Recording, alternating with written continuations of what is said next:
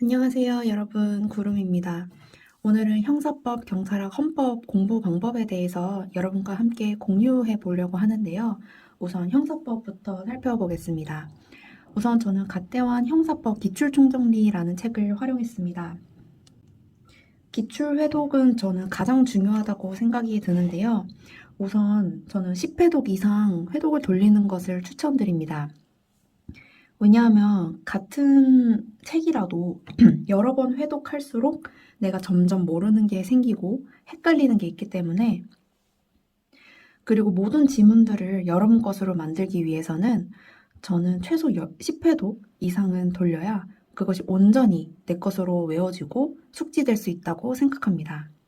그래서 저는 책 앞에 이런 식으로 1회독, 2회독, 3회독 이런 식으로 아예 회독수를 써놓고 어떤 날짜별로도 써놨어요.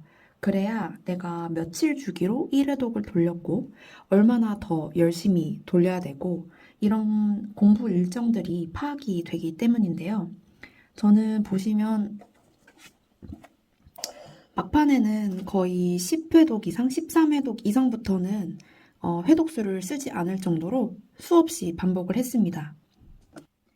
그렇다면 바로 회독 방법에 대해서 알려드리겠습니다. 저는 우선 1회독부터 5회독까지는 전체 모든 지문을 풀었습니다. 그 중에서도 제가 모르거나 헷갈린 지문들은 빗금 표시를 해가면서 문제를 풀었습니다. 그렇게 되면 한 3회독, 4회독쯤 되면 그 빗금 표시가 서너 개쯤 쌓여 있는 지문들이 많이 보이게 됩니다. 어떻게 체크를 했는지 보여드리자면 제가 헷갈렸던 부분은 이런 식으로 빗금 처리를 했고 틀렸던 것은 위 리을처럼 체크 표시를 해놔서 어떤 지문을 내가 헷갈리고 어떤 지문을 내가 틀렸는지 명확하게 표시를 좀 해두었습니다. 그래서 5, 6회독 정도 되면 어떤 지문을 내가 반복적으로 틀렸고 어느 파트가 약한지 한눈에 들어오기 때문에 후에 복습할 때도 이 누적되는 표시가 굉장히 큰 도움이 됩니다. 이렇게 1회독부터 5회독까지는 전체 지문을 보면서 말씀드린 대로 빗금 체크 그리고 체크 표시를 해나가면서 문제를 풀었습니다. 그 후 이제 6회독부터 10회독까지는 제가 빗금 표시나 체크 표시한 그 표시한 지문들만 풀기 시작하는 겁니다. 그 6회독 이상쯤 되면 어느 정도 이제 쉬운 지문들은 내가 좀 스킵할 필요가 있겠다 싶은 생각이 드실 겁니다. 그래서 표시한 지문들만 보게 되면서 여러분들이 공부하는 시간, 그리고 회독하는 시간을 점차 줄여나가는 겁니다. 똑같이 표시한 지문들만 보되 그 지문들 중에서도 내가 또다시 헷갈리거나 틀린 지문은 1회독부터 5회독에서 내가 체크했던 것과 똑같이 표시를 해 나가면서 지나가는 겁니다. 그렇게 6회독에서 한 10회독까지가 끝나면 이제 11회독 이상부터는 아마 시험이 한 달이나 한 달에서 한 1, 2주 정도 남은 시간일 겁니다. 그때가 되면 내가 표시를 안 하고 넘어간 지문들 중에서도 까먹은 게 나타날 수가 있어요. 그래서 저 같은 경우에는 11회독 이상부터는 다시 처음으로 돌아가서 1번부터 모든 지문을 풀었습니다. 물론 체크한 지문들 중심으로 보면서 빠르게 넘어갔고요. 제가 심지어 체크를 하지 않았던 이 10회도까지 체크를 하지 않았던 지문들 중에서도 그 모르거나 약간 헷갈리는 지문들이 한두 개씩은 꼭 나왔던 경험이 있습니다. 그래서 이런 것들까지 여러분들이 놓친 것까지 잡으려면 놓친 것까지 다 잡고 지나가려면 이 전체를 보는 것도 이게 너무 쉬워서 이 정도는 다 그냥 넘겨도 되지 않을까라고 자만하지 마시고 전체 지문을 한 번쯤은 다시 풀어보셨으면 좋겠습니다. 하지만 이제 11회도 이상부터는 조금 차별점을 두어야겠죠? 그래서 저는 그 어떤 지문을 내가 알고 모르고를 한눈에 파악하기 위해서 그 지문을 찾아다니는 시간도 줄이려고 노력했습니다. 가까이서 보여드리면 이런 식으로 제가 확실하게 더 모르겠는, 그러니까 10회도 이상에 갔음에도 헷갈리거나 모르는 지문들은 아예 이런 식으로 크게 번호를 써놨습니다. 그래서 밑에 있는 자그마한 빗금 표시를 찾을 필요 없이 바로 한눈에 그 크게 번호를 볼 수 있게끔 이렇게 써놨습니다. 그래서 문제를 빠르게 내가 아는 지문은 눈에 익히면서 넘어가되 이렇게 크게 번호를 써놓은 것들은 조금 더 한 번 더 답을 보지 않고 풀고 넘어가고 그런 식으로 회독을 이어갔습니다.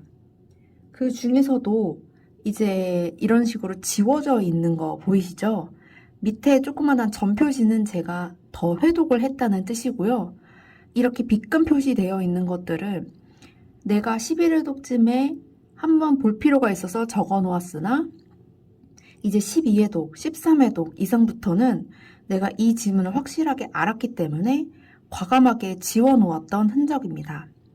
이런 식으로 11회독 이상부터 이런 식으로 크게 번호를 써도 돼.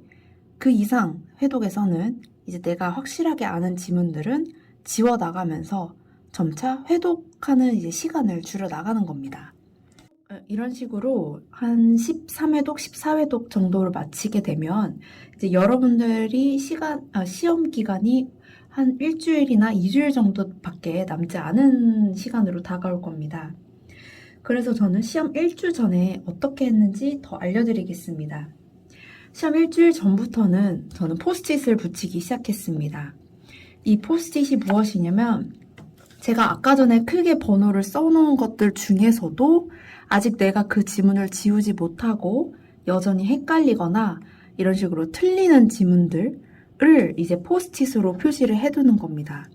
이렇게 포스트잇으로 표시를 해놓는 것은 시험 직전에 뭐 이틀이나 3일 전에 제가 이 포스트잇 지문들만 빠르게 보면서 넘어갈 수 있도록 이 책장을 넘기는 시간도 줄이기 위해서 내가 모르는 지문들로 바로바로 넘어갈 수 있도록 표시를 해두는 겁니다. 정말 시험 이틀 전, 하루 전에 가면은 정말 시간이 부족합니다. 그렇기 때문에 이런 식으로 시간을 줄일 수 있는 장치들을 미리 다 마련을 해놔야 합니다. 그래야 여러분들이 그 시험 전날에 빠르게 회독을 하고 공부를 마치고 일찍 잠에 들 수 있기 때문이에요. 그래서 저는 이 작업을 시험 일주일 전부터 이렇게 포스트잇으로 하나하나 표시를 해두고 그 일주일 시간이 더 남지 않습니까? 그러면 이 포스트잇을 이제 계속 회독을 돌리는 거예요.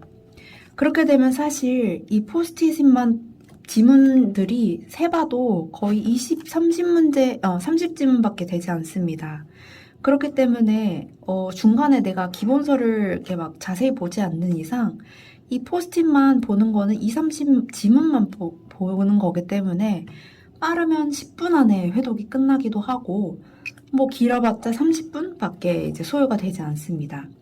이런 식으로 이제 기출 회독 시간을 점차 줄여 나가는 거 그런 식으로 방법을 썼다라는 걸 말씀드리겠습니다.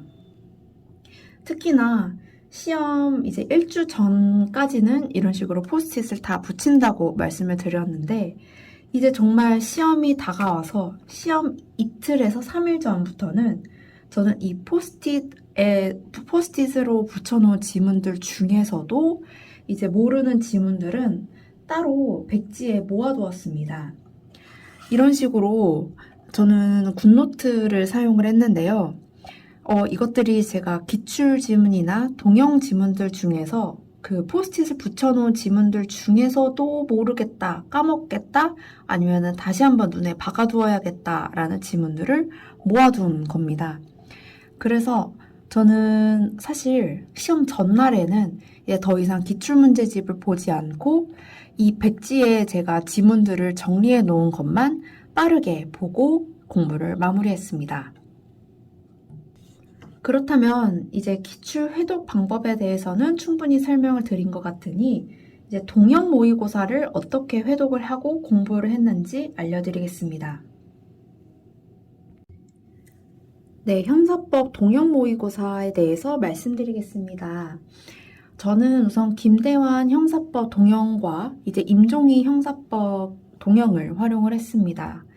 제가 이 두 교수님의 동영을 선택한 이유는 김대환 교수님의 동영이 워낙에 괜찮다, 좋다라는 평을 많이 들었기 때문이고, 임종희 교수님도 실제 우리 순경 공채시험 출제위원으로도 활동하신 경험이 있으시고, 또 문제가 굉장히 깔끔하다라는 소리를 들었습니다.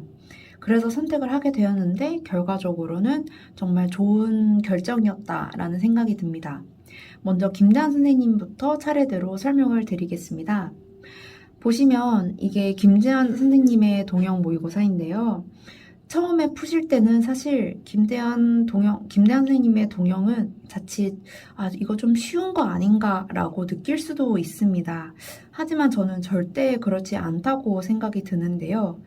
이유는 이게, 김대한 선생님의 동영은 답 지문은 어떻게 보면 쉬워서 답을 고르는데 쉽기 때문에 점수가 잘 나오는 것처럼 보여도 이 지문들을 하나하나 뜯어보게 되면, 이게 결코 선생님이 쉬운 지문들만 넣어놓은 게 아니구나 라는 생각이 드실 겁니다. 물론 점수는 다들 잘 나옵니다. 그 인강에서 들어보면 뭐 평균이 뭐 78, 79, 거의 80점에 육박합니다. 모든 학생들이 거의 다 잘 본다는 뜻이겠죠. 하지만 저는 이 쉽다고 느껴지는 동영도 내가 어떻게 뜯어보고 자세히 공부하느냐에 따라서 이것을 어떻게 흡수하는지가 좀 달라진다고 생각을 하는데요. 실제로도 보시면 제가 이렇게 기출 회독을 한 것처럼 똑같이 빗금 표시를 해가면서 빗금 표시를 해둔 것들이 많이 보이실 텐데요. 이 빗금 표시만큼 저는 회독을 계속 돌렸던 겁니다. 거의 저는 위에 써놓은 것은 사회독이라고 써져 있지만 저는 이 이상으로 저 회독을 돌려서 대략적으로 한 7, 8회 정도 회독을 했던 것 같습니다. 회독을 계속 돌리면서 느낀 점은 최신 판례가 굉장히 많이 들어가 있어서 최신 판례 문제가 나와도 대비가 될 수 있다는 점, 그리고 정말 핵심적인 그냥 기출문제집에서도 핵심적으로 중요한 지문들을 넣어놔서 끝까지 내가 이것만큼은 잊어버리지 말아야겠다라고 가지고 가야 될 지문들이 굉장히 많았고, 또한 그것들이 이번 시험에서 적중한 것들이 굉장히 많았습니다. 그래서 이처럼 저는 김대한 동영을 1회부터, 그러니까 김대한 선생님의 동영 모의고사가 1회부터 8회까지 있거든요. 저는 그 1회부터 8회까지의 모든 지문들을 이렇게 회독을 돌렸는데, 저는 그 중에서도 이제 동영을 풀 때쯤이면은 아마 저희가 시험이 한 달 정도밖에 남은 시점이 아니기 때문에, 저는 처음 풀 때는 모든 지문을 다 풀었고, 이제 두 번째 회독부터는 제가 이런 식으로 표시를 해둔 지문들만 빠르게 회독을 돌렸습니다. 사실 전 지문을 보고 싶지만 시간이 없기 때문에 이런 식으로 조금 더 효율적인 방법을 선택했던 겁니다. 이런 식으로 저는 샤프로 여러 번 회독을 돌리다가 막판에 이런 식으로 컴퓨터로 표시되어 있는 것들은 시험 1, 2주 전부터는 과감하게 내가 확실하게 알겠다라고 판단되는 지문들은 컴퓨터 사인펜으로 지워나가면서 점차 회독 시간을 줄여나갔습니다. 그 중에서도 정말 끝까지 모르겠다, 혹은 내가 끝까지 헷갈리거나 마지막에는 눈에 담아둬야겠다 하는 지문들은 기출과 똑같이 이런 식으로 포스트잇으로 표시를 해두었습니다. 그래서 뒤에도 계속 보시면은 우리가 정말 쉽다고 느껴졌던 동영마저도 이런 식으로 표시가 정말 할 것이 많습니다. 즉, 우리가 공부해야 될 것, 그리고 가져가야 될 것이 정말 많다는 것을 반증을 하고 있는데요. 이런 식으로 표시를 해 나가면서 그 중에서도 끝까지 모르겠다 싶은 것들은 이런 식으로 포스트잇으로 표시를 해두고, 시험 막판에는 이 포스트잇만 눈에 찍고 넘어가고 이런 식으로 회독을 돌렸습니다. 다음은 임종희 교수님의 형사법인데요. 이것도 똑같이 저도 회독을 돌렸습니다. 막판에 가서는 컴퓨터 사인펜으로 지워나가고, 그 중에서도 모르겠는 것은 이런 식으로 포스트잇으로 표시해서 막판에 이렇게 표시된 것만 보고 오케이, OX 이런 식으로 넘어가고, 이런 식으로 회독을 돌렸습니다. 임종희 교수님 동영을 제가 알게 된 게 시험 1, 2주 전이어서 좀 임박했기 때문에 많은 회차를 풀지는 못했지만 일단 굉장히 문제가 깔끔하고 우리가 봐야 될 핵심 지문들만 많이 모아두었으며 일부가 살짝 이 80, 90년대 지문이 있긴 하지만 극소수이고 그래서 굉장히 풀만한 동영이지 않았나라고 제가 감히 말씀을 드릴 수 있겠습니다. 네, 이런 식으로 제가 동양 모의고사에 대한 회독 방법에 대해서도 설명을 드렸는데 마지막으로 좀 강조드리고 싶은 거는 동양 모의고사가 점수가 잘 나오고 좀 쉬운 것처럼 느껴진다 해도 저는 절대 자만하지 말고 회독을 반복하고 반복하는 것을 추천드립니다. 회독을 반복할수록 내가 점차 이제 더 모르는 지문들이 나올 수도 있고 그게 바로 이제 내 빈틈을 채워 나가는 과정이기 때문에 여러분들께서 이제 회독을 여러 번 무한 반복해서 돌리셨으면 좋겠습니다. 이제 동영에 대한 설명은 여기까지 하고 바로 최신 판례에 대한 설명을 이어가도록 하겠습니다. 네, 다음으로는 바로 최신 판례 공부하는 방법에 대해서 설명을 드려보겠습니다. 저는 우선 김원옥 선생님의 최신 판례와 김대환 선생님의 최신 판례를 모두 보았습니다. 우선 김대환 선생님께서는 최신 5개년 최신 판례를 미리 자료를 뿌려주시기 때문에 여러분들이 그 시험 직전에 뭐 한 달 전에 가서 최신 판례 특강을 하거나 이런 것들을 기다릴 필요 없이 미리부터 기출을 풀 때부터 이제 최신 판례를 익숙하게 하는데 굉장히 큰 도움이 되었습니다. 저는 특히 이제 2023, 22, 21, 20년도까지 최신 4개년의 최신 판례를 무한 회독을 했고요. 그 다음에 이제 김원옥 선생님 같은 경우도 이게 지난 23년 1차 대비 자료이고 이제 여기 22년 2차 자료도 있는데요. 저는 이 두 개를 모두 다 보았습니다. 특히나 최신 판례에 대해서 한 가지 첨언하고 싶은 말은 저는 지나간 최신 판례도 돌아봐라 라고 말씀을 드리고 싶습니다. 왜냐하면 최신 판례라는 것이 저희 시험 직전에 나온 최신 판례들도 굉장히 중요하지만 최신 5개년 정도까지의 최신 판례들도 어떻게 보면 정말 말 그대로 최신입니다. 그렇다는 뜻은 그만큼 우리에게 익숙하지 않고 이제 숙달이 덜 되었다는 뜻이거든요.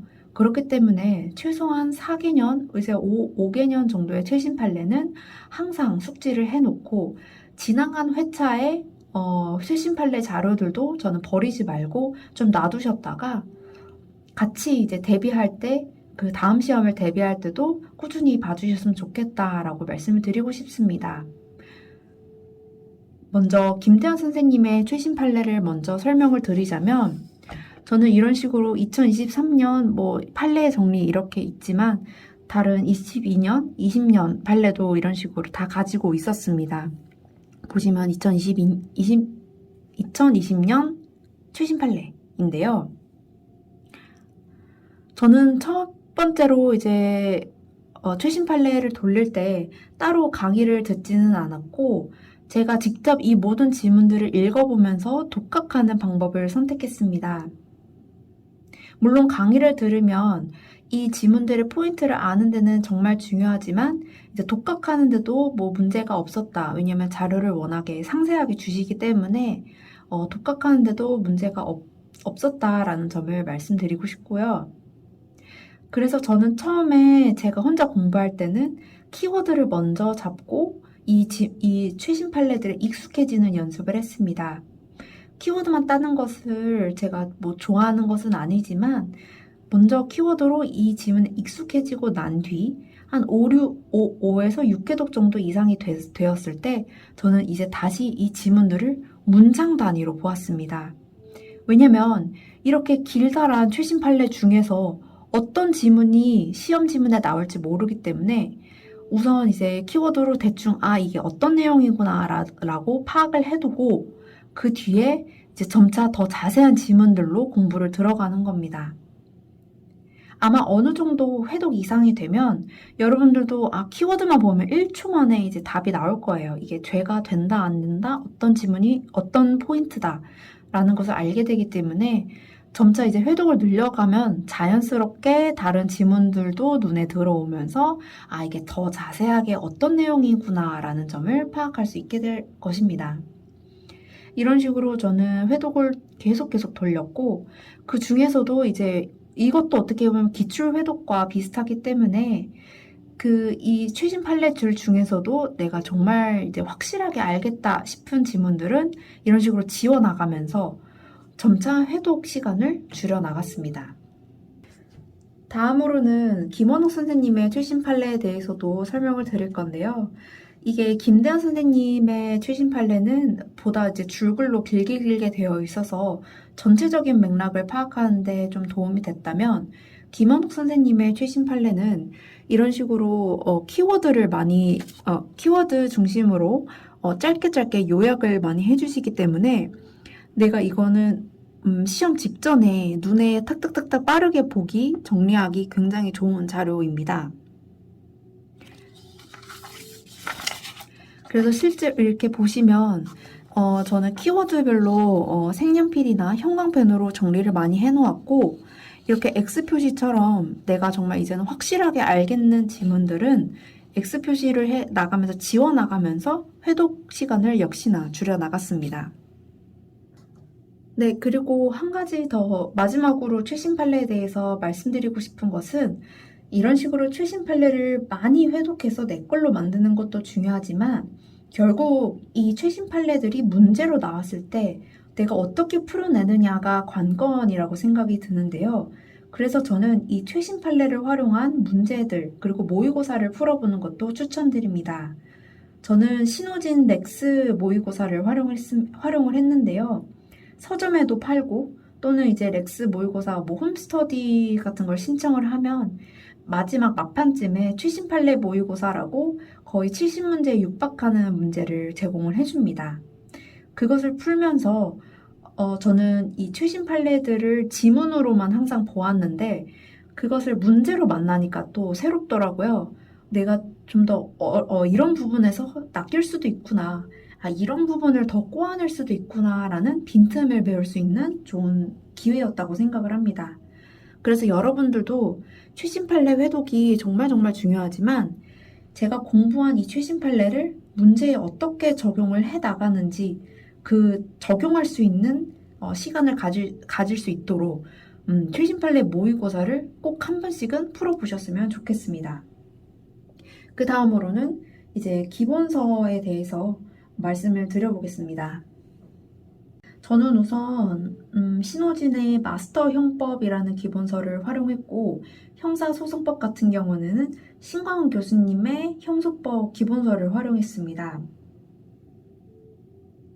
우선 신호진 선생님의 이제 마스터 형법을 선택한 이유는 바로 이제 저는 조문을 굉장히 중요시하기 때문에 조문에 대한 설명이 자세하게 나와 있는 것이 그나마 신호진 선생님의 마스터 형법이었기 때문입니다. 다른 교수님들의 기본서도 좋지만 보통 좀 수험적인 면에 치중된 면이 있어서 조문 설명이 저에게는 조금은 이제 약하다고 느껴졌기 때문에 그런 조문 설명이 정말 자세하게 되어 있다는 점에서는 매우 좋았던 책이었고, 신광훈 선생님의 형사소송법 기본서는 워낙에 제가 초시 때부터 봤던 기본서라서 눈에 익어 있기 때문에 그 책을 선택한 것들이 있고, 또한 그 형사소송법은 절차 그리고 단계별로의 정리가 굉장히 중요하다고 생각하는데 그에 따른 정리가 굉장히 잘 되어 있는 책이라서 선택을 했습니다. 다만 이제 저는 형사법 공부에 있어서는 기출은 80% 그리고 기본서는 20% 정도의 비중으로 공부를 했습니다. 보통 기출이나 동영이 풀다가 헷갈리거나 모르는 게 있으면 이제 초시분들은 기본서로 돌아가서 기본서를 다시 회독하는 것을 추천드리지만, 저는 어느 정도 공부 레벨이 쌓였다라는 분들은 기출문제집에서 좀 해결을 많이 하고 넘어가셨으면 좋겠습니다. 무슨 말씀이냐면 기출문제집을 풀다가 이런 식으로 모르는 지문들이 많이 나올 텐데요. 이때마다 기본서로 돌아가서 기본서를 보게 되면 기출문제집을 회독하는 그 속도가 굉장히 느려지고 처지게 됩니다. 제가 지난 시험까지 가장 크게 했던 실수가 바로 그거였는데요. 기출을 하나하나 풀면서 조금이라도 모르면 기본서로 돌아가고 그것이 마냥 좋은 방법인 줄 알았으나 그것은 조금 기출 푸는 시간을 좀 더 느리게 하는, 늘어지게 만드는 안 좋은 습관이었더라고요. 물론 초시생분들은 정말 예외입니다. 그분들은 기본서로 돌아가서 조문을 꼼꼼하게 살펴보고 그것들을 외우는 외우는 단계가 필요한데 제가 말씀드리는 거는 어느 정도 1, 2년 차 공부 짬이 좀 생긴 분들은 기출문제집 회독, 그러니까 기출문제집 해설 안에서 이걸 자세하게 읽어보면 어느 정도 기본서의 내용이 다 들어가 있고 여기에서 해결이 가능하기 때문에 최소한 이제 기본서의 비중은 조금씩 줄여나가는 게 좋지 않을까라고 생각이 듭니다. 그래서 저는 기본서를 활용한 것은 기출이나 동영 풀다가 이제 막판에 가서 헷갈리거나 까먹은 개념을 복습한다는 느낌으로만 기본서를 훑어주었습니다. 그래서 다시 한번 정리를 하자면 기출 풀면서 조금만 몰라도 기본서로 넘어가지 마시고 웬만하면 기출과 그 해설에서 해결하고 넘어가면서 빠른 회독에 주안점을 두시는 것을 추천드립니다. 물론 초시생분들은 1년 이하의 이제 초시생분들은 형법 같은 경우에는 특히나 기본서를 꾸준히 들여다보는 것이 중요합니다. 그 형법은 특히나 조문 안에서 해결되는 것들이 많고, 특히 강론 같은 경우도 그 조문을 얼마나 내가 자세히 알고 있느냐에 따라서 그 답을 골라내는 속도가 빨라지기 때문에 초시생분들은 기본서를 많이 보시되, 하지만 재시생분들은 제가 말씀드린 것처럼 빠른 기출 회독에 주안점을 두시라는 것을 말씀드리고 싶습니다. 그 다음으로는 제가 한 가지 더 활용을 했던 어플에 대해서 말씀을 드리고 싶은데요. 기출을 풀 때도 그렇고 동영 모의고사를 풀 때도 그렇고 저는 법 조문 그 원문 자체를 굉장히 많이 찾아봤습니다. 그 인터넷에 법률 검색이라고 치면은 그 국가법령정보센터가 나오거든요. 근데 이게 어플로도 나와 있습니다. 거기서 헌법이나 형법이나 뭐 기타 다른 법령들을 쳐보면은 검색을 해보시면 그 원문이 쫙 나와 있습니다. 근데 사실 그 조문들, 그 원문들이 저희 시험에 나오는 거거든요. 실제로 저희 23년 2차 시험에서도, 2차 형사법 시험에서도 그 조문 그대로를 묻는 지문들이 최소 두세 개 정도는 있었다고 기억을 합니다. 그렇기 때문에 그 조문 자체를 파악하는 것이 굉장히 중요하다고 생각이 되고, 그것을 공부하는 데 있어서 저는 원문보다 좋은 자료가 없다고 생각이 듭니다. 그래서 국가법령정보센터라는 어플을 다운받으셔서 지하철을 오고 갈 때나 운동할 때나 아니면 식사 시간에 저는 수시로 보았는데요. 특히 막판에 형법 강론 조문을 까먹을 만할 때 봐주니까 굉장히 도움이 되었습니다. 정당방위나 뭐 정당행위처럼 이렇게 헷갈리는 것들 있잖아요. 상당한 이유, 정당한 이유, 뭐 어떤 것은 벌하지 아니한다, 감경할 수 있다, 감경한다 이런 식으로 헷갈리는 좀 비교되는 개념들은 이 조문들을 꼼꼼하게 살펴보면서 이런 것들이 있었지 하고 복습하면서 암기하는 시간을 자주 가졌습니다. 또한 저는 1일 1제 신광훈 유튜브를 좀 많이 활용을 했습니다. 저는 특히 집에서 이제 지하철역으로 걸어가는 시간이 길었는데요. 저는 집에서 나가는 순간부터 공부를 시작했습니다. 걸어가는 도중에 이제 1일 1제 유튜브를 켜서 이제 형사법 문제를 풀면서 지하철역까지 걸어가는 겁니다. 지하철을 타고 노량진역까지 전철을 타고 가는 그 순간에도 저는 계속해서 그 유튜브를 시청을 했습니다. 그렇게 되면 최소 학원까지 가는데 제가 통학 1시간 정도가 걸렸는데 그 1시간 동안의 시간을 온전히 제 공부 시간으로 만들 수 있었습니다. 그렇게 되면 최소 10문제 이상은 풀 수가 있거든요. 그리고 1일 일제에서는 설명을 간략하게 핵심만 해주시기 때문에 좀 더 빠르게 문제를 풀 수 있었습니다. 그래서 여러분들도 저처럼 통학하시거나 뭐 식사 시간에 이러한 틈틈이 짬내는 시간을 많이 활용을 하시면 도움이 될 것 같습니다. 마지막으로 형사법 관련해서 한마디만 하고 다음 과목으로 넘어갈 텐데요. 제가 가장 강조하고 싶은 것은 양을 늘리지 말라는 겁니다. 사실 학원에서는 이러한 커리를 따라가라, 뭐 진도별을 해라, 이런 식으로 많은 홍보를 하지만 저는 그런 부분에서 뭐 따라가면 도움이 되는 부분들은 분명히 있겠지만 내가 정말 시간이 없고 핵심적인 부분만 해서 단기 합격을 하고 싶다라면 그런 커리큘럼을 모두 다 따라가는 것보다도 내가 정말 필요한 것만 좀 취사 선택을 해서 가져가는 것이 중요하다고 생각합니다. 그렇기 위해서는 저는 딱 추천드리는 게 기출문제집 무한회독이랑 2단계 동영 정도만 가져가셔도 충분하다고 생각을 합니다. 제가 왜 양을 늘리지 말라고 말씀을 드리냐면 그 양을 늘리지 않고도 이 기출문제집이 두껍게 3권이나 되고 동영 모의고사도 최소 1회에서 8회까지 그리고 다른 교수님들 것까지 채용을 하게 되면 최소 10회도 그러니까 최소 10개 이상의 동영이 되기 때문에 그것만으로도 양이 정말 만만치 않습니다. 그것들을 10회독 이상 회독을 돌리게 되면 오히려 더 시간이 부족하거든요. 거기에 내가 새 책을 사서 새로운 문제를 풀어봐서 뭐 다양하게 시야를 키워야지 라는 생각도 좋지만 저는 제가 지금 가지고 있는 이 양들도 이 기출문제집이나 동영 문제들도 소화하는데 시간이 부족하다고 생각이 들기 때문에 가지고 있는 것만이라도 완벽하게 해가서 시험장에 들어가도 저는 충분하다고 생각이 들거든요.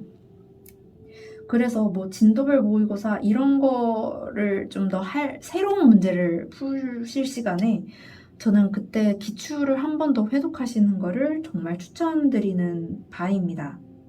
그래서 양을 늘려봤자 저는 오히려 기억을 못할 수도 있다고 생각을 하고 오히려 내가 기출 회독을 하면서 잡은 내용들도 다른 거를 하다가 이 기출이 점점 잊혀지게 되면 오히려 잡은 내용도 놓칠 수 있다고 생각을 하기 때문에 아, 내가 이것만 해서 괜찮을까?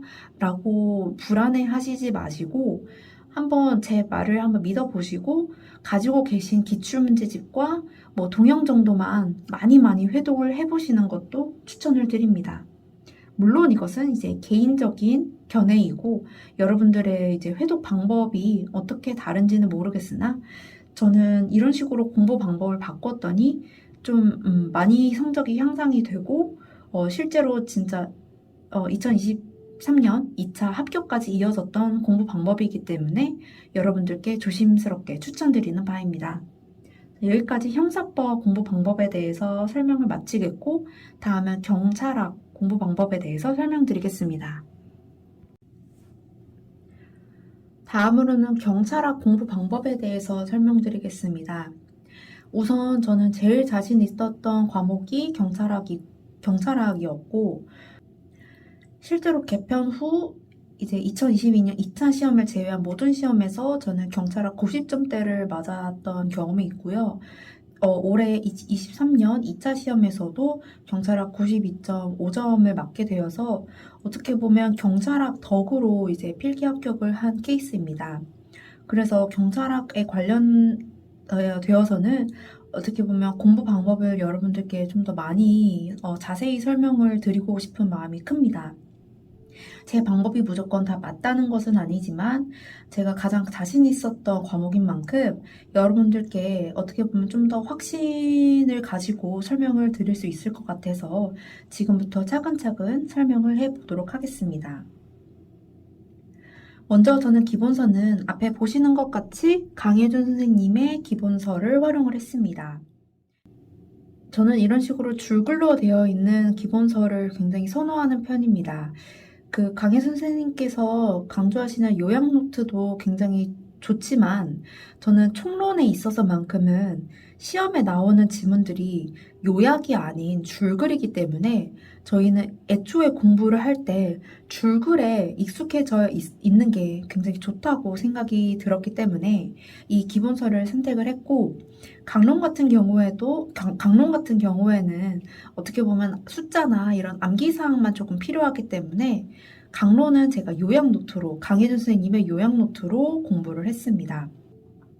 그래서 초시생 여러분들도 경찰학을 처음 공부하실 때 처음부터 요약 노트를 가지고 어떻게 보면 간편하게 공부하려고 하시지 마시고 기본서도 한 번씩 이렇게 보시면서 어떻게 보면 경찰학은 진짜 자세한 곳에서 정말 이런 구석탱이에서 나올 수 있는 과목이기 때문에 편하게 좀 효율적으로 공부하는 것도 중요하지만 경찰학만큼은 조금 내가 자세히 좀 고생해서 공부하면 그만큼 더 점수가 오를 거다라고 생각을 해주시면 좋을 것 같습니다. 그래서 초시생분들에게도 재시생분들에게도 기본서, 이 줄글로 된 기본서를 조금 추천을 드리는 바입니다. 아까의 형사법에서는 기본서로 막 매번 돌아가지 말라고 말씀을 드렸지만 경찰학은 그렇지 않습니다. 모르는 것이 나오면 기본서로 돌아와서 한 번쯤 이렇게 이런 내용들을 눈에 찍어두는 것이 좀 중요하다고 생각이 듭니다. 왜냐하면 저는 보통 위치나 이제 동그라미 X 이런 색깔들로 좀 이미지상으로 외우는 경향이 큰데요. 그렇기 위해서는 기본서의 그 위치나 색깔 이런 것들이 제 눈에 익을 필요가 있기 때문입니다. 그래서 저는 기출이나 동영을 풀 때 조금 이거는 기본서를 한번 다시 돌아가서 봐야겠는데 라는 부분은 이런 식으로 기본서로 돌아와서 한번 쭉 읽어보고 빠르게 쭉 읽어보고 이런 내용이 있었지 하고 넘어갔습니다. 그런 면에서 저는 기본서를 살펴보는 게 끝까지 잡고 가는 게 좀 더 중요하지 않나라는 생각이 듭니다. 하지만 이것보다 더 중요한 것이 있습니다. 제가 이번에 특히 효과를 많이 봤던 방법인데요. 바로 백지 노트입니다. 저는 이 기본서의 똑같은 내용을 백지 노트에 이런 식으로 요약해서 정리해서 가지고 다녔습니다. 이런 식으로 백지 노트에다가 제가 직접 해당 내용을 정리하는 과정에서 한 번 공부가 되고, 이것을 제가 보지 않고, 예를 들면 제가 이 내용을 보지 않고 이런 식으로 백지에다가 직접 내가 11세기에는 프레보에서 이제 왕이 선별했다. 14세기, 15세기, 16세기는 어떤 했다라고 내가 이걸 보지 않고 스스로 써보는 연습을 하는 겁니다. 이렇게 이 과정에서 한 번 더 복습이 되고요. 다음 날 넘어가서 이제 다른 내용들이 이렇게 쌓여 있을 것 아닙니까? 이렇게 다른 내용들이 쌓여 있을 텐데 다음 날에 가서도 내가 이 내용을 아직 머릿속에 가지고 있는지 살펴보기 위해서 누적 복습을 해주는 겁니다. 첫 번째 날에 제가 예를 들어서 백지노트를 5장을 썼다라고 예를 들면 그 다음 날 아침에 와서 이 백지노트 5장을 복습을 하고 그 다음에 그날 공부한 내용이 또 쌓이면 이제 백지노트가 10장이 됩니다. 그럼 그 다음 날에 나는 또 백지노트 10장을 복습을 하는 거예요. 그럼 그날 공부한 게 또 쌓일 거 아닙니까? 예를 들어서 15장으로 늘었다고 가정을 해봅시다. 그럼 그 다음 날에 15장을 또 복습을 하는 겁니다. 그런 식으로 이렇게 가리고 누적 복습을 하게 되면 내가 매일매일 막 경찰학을 막 기를 쓰고 공부해서 따로 시간을 빼서 공부하지 않아도 이렇게 백지를 복습하는 것만으로도 저절로 경찰학 공부가 되고 저절로 내가 이 내용들을 내 머릿속에 집어넣는 그런 기회가 되는 겁니다. 그래서 저는 이 백지노트를 정리하고 이것들을 누적 복습하는 과정에서 이 어떻게 보면 좀 헷갈렸던 내가 아는 것 같이 보이는 부분이라도 온전히 내 것으로 다 외울 수가 있었고, 좀 더 완벽하게 경찰의 내용을 숙지할 수 있었던 것 같습니다. 특히나 경찰학은 문제를 보면은 다 알 것 같고, 어디서 꼬는지 대충 알 것 같아 라고 이제 재시생분들이 많이 어떻게 보면 조금 다 안다고 착각을 할 수 있는 과목 중에 하나입니다. 저는 바로 거기서 함정이 있다고 생각이 드는데요. 문제를 봐서 알 것 같지만 문제를 가리고 말로서 스스로 해보라 하면은 말을 하기 어려운 경우가 있습니다. 그것이 바로 내 것이 아니라는 증거인데요. 그러한 약한 점들을 내가 몰랐던 나만의 약점들을 이렇게 백지노트를 가리고 누적 내가 직접 써보면서 하는 이런 복습 방법에서 내가 그 약점들을 보완하고 모르는 것들을 깨달을 수 있게 되는 아주 중요한 단계라고 생각을 합니다. 그래서 저는 이 백지노트를 직접 써보시고 이거를 누적 복습하시고 가리고 스스로 써보고 이런 과정을 꼭 한번 도전을 해보셨으면 좋겠습니다. 사실 이 누적 복습하는 것이 만만치가 않습니다. 사실 아침 시간마다 저는 항상 이것을 반복을 했는데요. 이 누적 복습이 처음에는 괜찮지만 이렇게 보시면은 거의 130개가 넘어가는 백지노트가 있는데요. 이것들을 다 복습하려면 나중에는 조금 버거워지는 날이 옵니다. 그때는 이제 어느 정도 좀 내가 완벽하게 아는 것들은 1초 만에 이제, 이런 내용이지? 라는 것들은 유도리 있게, 융통성 있게 스킵해 나가면서 복습을 해 나가시면 되지만, 결코 이 많은 것들을 복습하는 것이 쉽지가 않고 나중에는 이 누적된 것을 복습하는 데만 막 1시간이 걸릴 때도 있었습니다.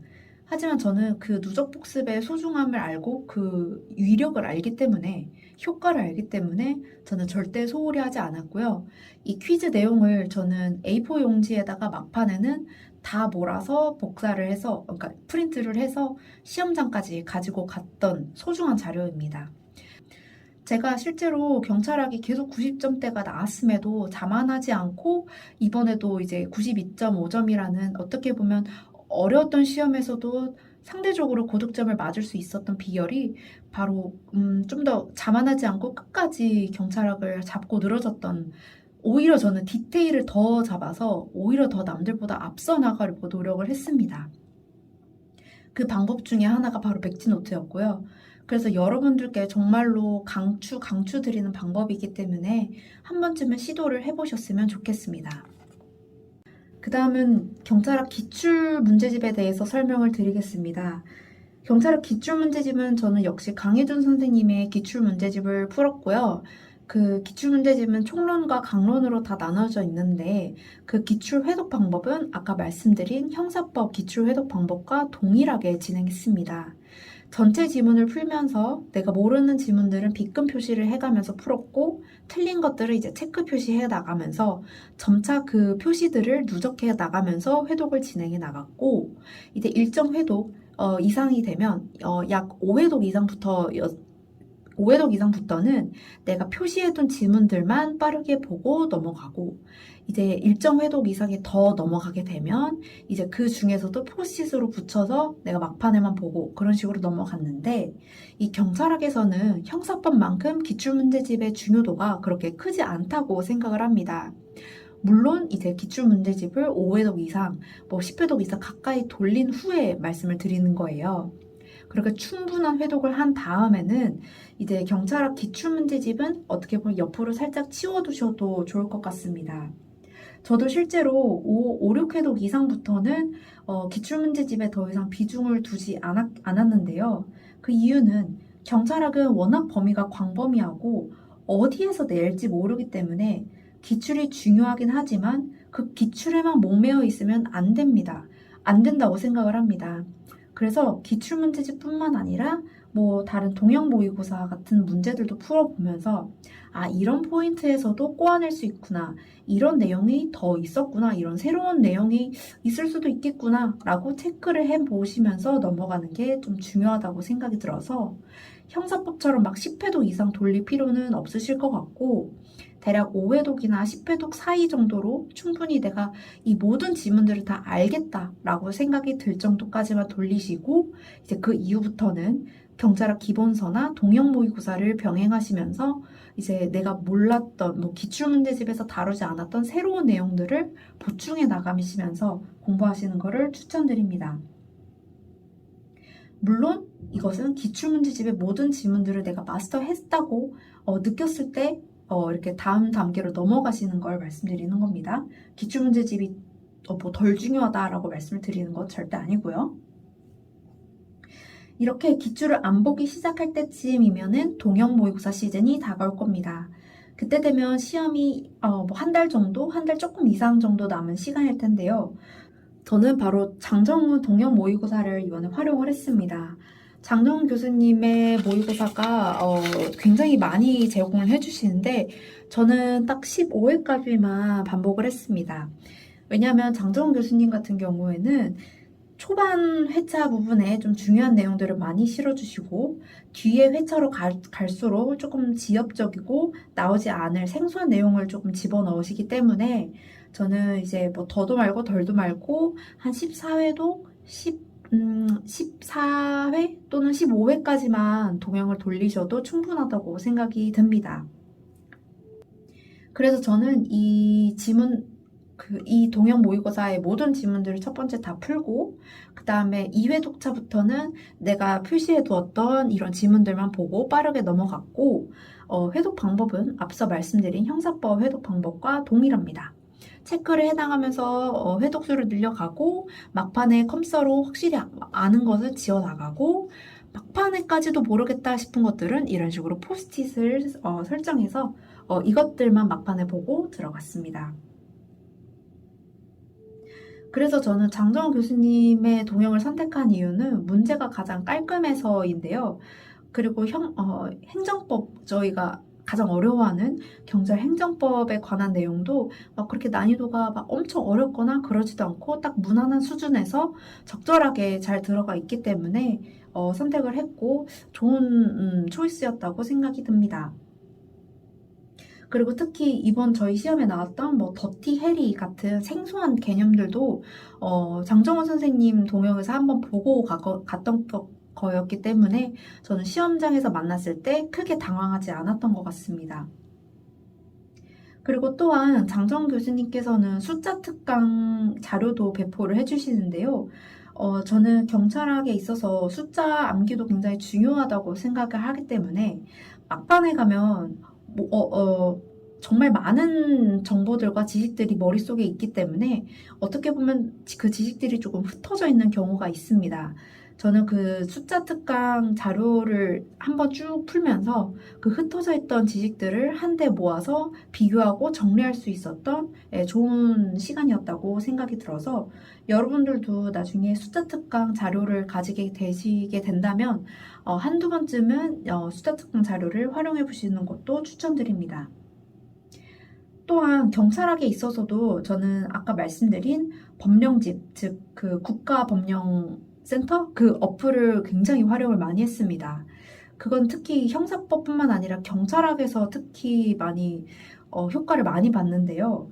범죄 피해자법, 스토킹법처럼 이게 최근에 개정되거나 추가된 법령뿐만 아니라 행정기본법, 행정절차법, 행정심판법, 행정소송법처럼 제가 취약했던 부분인 경찰 행정법 관련된 법령들도 저는 원문으로 싹 다 보면서 제 눈에 익숙하게 많이 했습니다. 또한 경찰 행정법 같은 경우에는 저희 순경시험이 아직 난이도를 그렇게 크게 높이고 있지 않고 기본기에 충실하고 있기 때문에 많은 지문들을 판례뿐만 아니라 이 조문들에서 많이 가지고 옵니다. 그렇기 때문에 이 법령집을 이렇게 수시로 보시면서 조문들을 내 눈에 익숙하게 해두시면 이 행정법 문제를 풀다가도 걸려드는 게 생각보다 많습니다. 그래서 저는 이 법령집을 수시로 보는 거를 정말 강추드리는 바입니다. 그래서 조문 자체를 보는 게 그 개념 공부가 된다고 해야 될까요? 왜냐면 조문 자체에 써 있는 것이 다 개념을 설명하고 정의를 설명해 놓는 거기 때문에 그 기본서를 굳이 보지 않아도 저는 법령집을 수시로 보는 것만으로도 기본서를 보고 동영을 보고 기출을 보는 효과를 보았다고 생각을 합니다. 특히 후에 다시 설명드리겠지만 저는 조깅을 하거나 밖에 나가서 달리기 할 때 양 귀에 이제 이어폰을 꽂아두고 그 달리기 하다 보면은 멍 때리는 순간이 오거든요. 그 시간에 이제 이 조문들을 귀에 듣고 있으면 이제 복습이 되고 공부가 되는. 들으면서 아, 다음 내용은 이거였지. 뭐 당사자 소송은 이런 개념이었지. 이러면서 정답을 맞춰보거나 그런 식으로 수시로 공부를 하고 조문을 익숙하게 하려고 했던 것 같습니다. 마지막으로 경찰학에 관련해서 여러분들이 가장 싫어하고 이제 어떻게 대처해야 될지 모르는 처음 보는 문제가 나왔을 때에 대해서 말씀드리겠습니다. 저는 이번 23년 2차 시험에서도 처음 나오는 문제들이 저희가 많이 봤잖아요.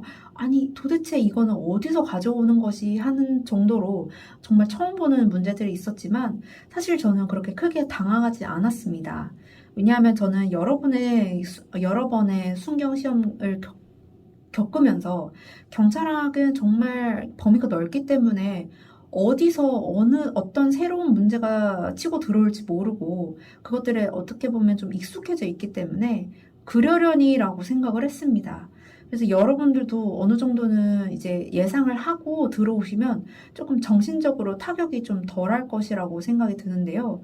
그래서 내가 뭐 그런 생소한 문제들에 대비를 하고자 막 더 이상한 새로운 자료들을 더 많이 보고 양을 늘리고 하지 마시고 오히려 마인드셋을 딱 다잡으시고 아, 경찰학은 원래 이런 과목 그리고 이런 새로운 문제 나오면은 나뿐만 아니라 다 같이 어려워하고 다 틀릴 것이다 라는 마인드를 딱 굳건하게 잡으시고 시험장에 들어가시면 좋을 것 같습니다.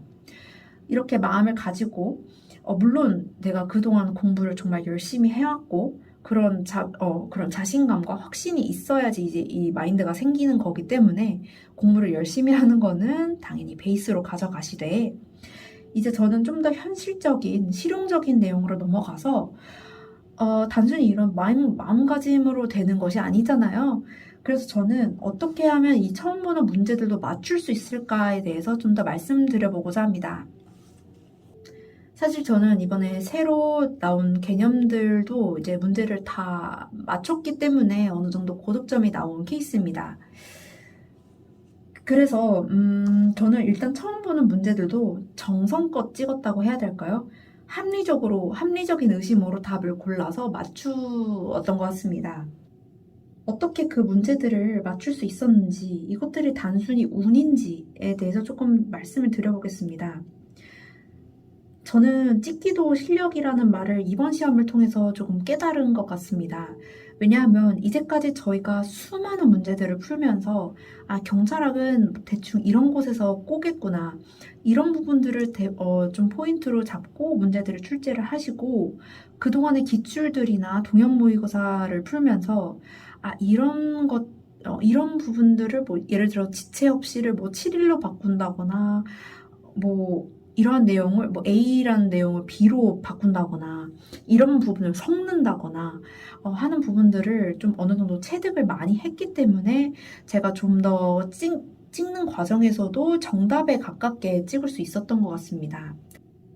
그래서 여러분들이 시험에 딱 닥쳤을 때 시험 당일에 그러니까 문제를 풀고 있을 때 안 배운 새로운 내용들이 나오면 당황하지 마시고 우선 별표를 치고 넘어가세요. 과감히 넘어가시고 다른 문제들을 풀게 되면 넘어간 문제들이 많기 때문에 뒤에 어떻게든 시간이 남게 되기 마련이거든요. 그 남는 시간에 다시 한번 그 문제를 보면 좀 더 새로운 지문들이 보이고 이렇게 시야가 좀 더 넓어지는 느낌이 드실 거예요. 이렇게 다시 한번 돌아와서 보는 거랑 처음에 막판에 막 붙잡고 있는 거랑은 느낌이 굉장히 다르거든요.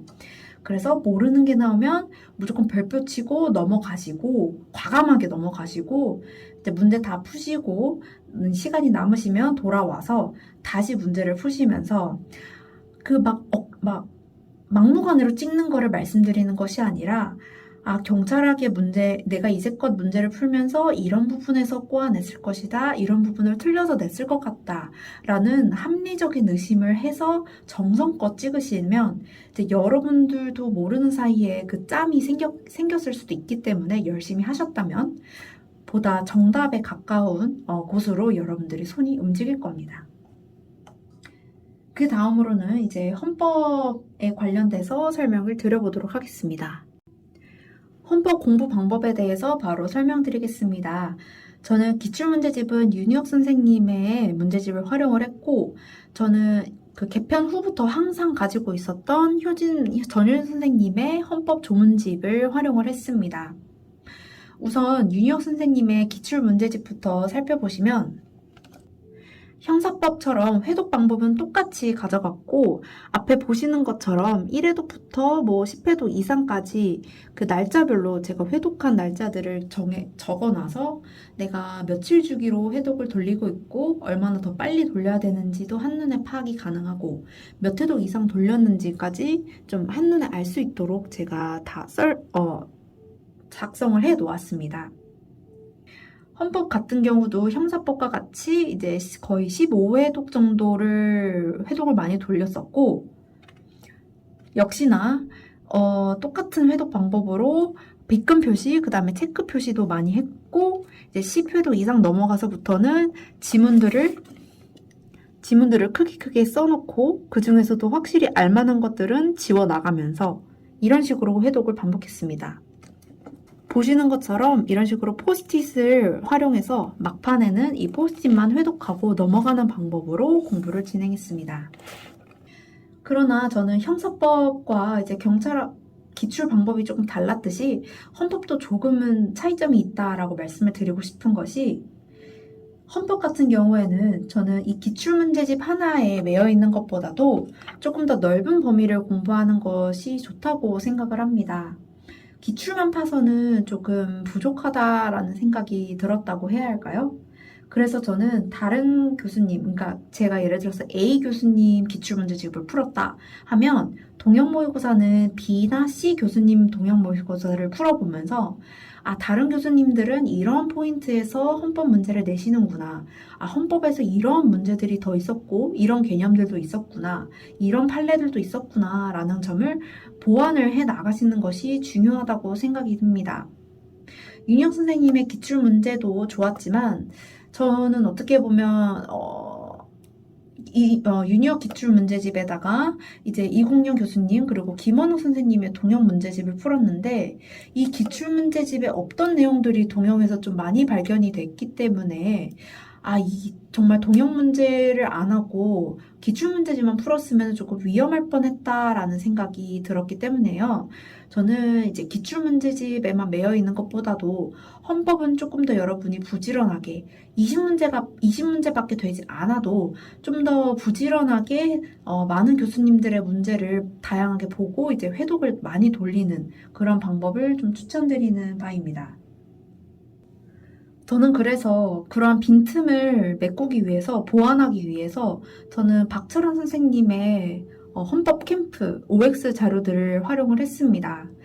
이 지문들은 거의 1000지문이 넘는 OX 지문들로 구성되어 있기 때문에, 또한 기출 지문들이어서 이 기출문제집에 다 담기지 않은 내용들도 수많은 내용들이 여기에 녹아 들어가 있습니다. 저는 이거는 합격생의 추천을 통해서 박철원 선생님의 OX 문제를 접했는데요. 이 문제를 풀지 않았더라면 저는 헌법 40점도 못 맞았을 거라는 생각이 들 정도로 굉장히 기출문제집에서 어떻게 보면 보완이 되지 못했던 부분들을 굉장히 많이 챙겨갈 수 있었던 소중한 자료였던 것 같습니다. 그래서 꼭 박철원 선생님이 아니어도 괜찮으니 여러분들도 이제 다른 자세하게 되어 있는 OX 문제나 이제 문제집을 구하셔서 기출문제집과 함께 병행해 보시면은 좋지 않을까라는 생각이 듭니다. 특히나 저는 이렇게 보시면 컴퓨터 사인펜으로 지워놓은 것을 많이 보실 수가 있는데요. 이 OX를 회독을 할 때도 저는 기출문제집을 어느 정도 회독을 하고 동시에 돌렸는데, 이것들도 이제 빗금 표시를 해 나가면서 그 중에서도 이제 모르는 것은 포스트잇으로 해놓되, 이제 내가 정말 다시는 안 봐도 되겠다 하는 쉬운 지문들은 과감하게 컴퓨터 사인펜으로 지워 나가면서 내가 더 이상 다른 지문들의 시선을 뺏기지 않도록 그렇게 시간을 줄이기 위해서 이제 컴퓨터 사인펜으로 죄다 지워 놓았습니다. 이런 식으로 해놓고 이 자료 역시 포스트잇을 표시를 해놔서 막판에 포스트잇만 보고 바로바로 넘어갈 수 있게끔 이렇게 세팅을 다 해놓고 이제 막판에 들어갔습니다. 또한 헌법도 앞서 말한 법령집 이야기를 안 꺼낼 수가 없는데요. 그 헌법 같은 경우는 헌법 전문부터 시작해서 그 모든 조문들이 굉장히 중요하고 조문 자체가 시험에 나오는 경우도 허다하기 때문에 조문 숙지가 그 어느 과목보다 중요합니다. 그래서 법령집 어플에 헌법이라고 치시면 전문부터 쭉 차례대로 굉장히 자세하게 잘 설명이 되어 있거든요. 잘 나와 있거든요. 그래서 저는 국가법령지 어플을 항상 들고 다니면서 지하철 통학 시간이나 식사 시간, 그리고 조깅하는 시간에 수시로 보고 들었습니다. 그 법령지 어플을 보시면 그 시각장애인을 위해서 음성으로 읽어주는 기능이 또 있거든요. 네, 그래서 저는 조깅할 때마다 그 헌법을 계속 들으면서 헌법은 사실 조문이 짧기 때문에 그 다음 내용을 유추할 수 있게 됩니다. 그래서 이런 내용이 나오다가 이제 뒷내용을 유추하면서 제가 말로 이렇게 직접 해보는 그런 연습도 많이 했고, 그렇게 되면서 이제 저절로 제 머리에서 이 내용들이 이제 꺼내지게 되면서 이게 자연스럽게 이렇게 제 걸로 만들게 되는 그런 좋은 기회였던 것 같아요. 그래서 여러분들도 그 헌법 조문이 굉장히 중요하기 때문에 그 법령집을 좀 활용을 많이 하시면은 좋겠다라는 생각 듭니다. 왜냐하면 제가 이번에 헌법을 그렇게 고득점을 맞지 않아서 좀 아쉬운 점수가 드는데요. 그 아쉬운 것들 중 하나가, 좀 더 조문을 내가 꼼꼼하게 보고 자세히 공부했더라면 좋지 않았을까라는 생각이 들었기 때문입니다. 뭐 예를 들면 뭐 국회 동의권이 뭐 무슨 조약 이렇게 나열되어 있는 것들이 있잖아요. 그런 것들을 좀 더 두 문자라도 따서 자세하게 외웠다면 내가 시험장에서 답을 고를 때 좀 더 확신에 차서 고를 수 있지 않을까. 그렇게 되면 시간을 더 줄일 수 있으니까라는 아쉬움도 살짝 들었기 때문에 여러분들은 꼭 법령집이든 아니면 이런 조문집을 활용해서 조문을 확실하게 공부하고 꼼꼼하게 암기하고 시험장에 들어가셨으면 좋을 것 같습니다. 이 전유진 선생님의 헌법 조문집을 저는 어떻게 활용을 했냐면, 저는 이렇게 헌정사 공부할 때 이 조문집을 활용을 했습니다. 헌정사 같은 경우에는 정말 외우기도 힘들고 여러 가지 내용들이 단발적으로 섞여 있기 때문에 그 연결성이 없어서 암기하기가 조금 어려워요. 그래서 저는 아까 말씀드렸다시피 저는 위치나 색깔, 동그라미 X 이런 식으로 외우는 편인데, 그래서 헌정사에서 모르는 부분이 나올 때마다 저는 이 조문집으로 항상 돌아와서 이 OX처럼 막 이런 식으로 위치를 외웠습니다. 그래서 이 내용이 이 위치에 있었지, 이 내용이 이 위치에 있었지, 이런 식으로 눈에 많이 익히려고 노력을 했고, 물론 내용을 암기도 열심히 했습니다. 그래서 이런 식으로 다 이제 위치별로 외우는 연습을 했고요. 그래서 조문집은 이런 식으로 활용을 했습니다. 그래서 결론적으로 제가 헌법 교재를 추천을 감히 좀 드린다면, 윤희혁 선생님이나 이국영 선생님의 기출 문제집으로 무한 회독을 돌린 다음 박철원 선생님의 이 OX 지문을 활용을 하고, 이제 동영 모의고사는 이국영 선생님이나 김원욱 선생님의 동영을 많이 돌릴 것 같습니다. 왜냐하면 헌법 기출문제집 같은 경우에는 너무 반복되는 지문들이 없는 게 저는 좋다고 생각이 들거든요.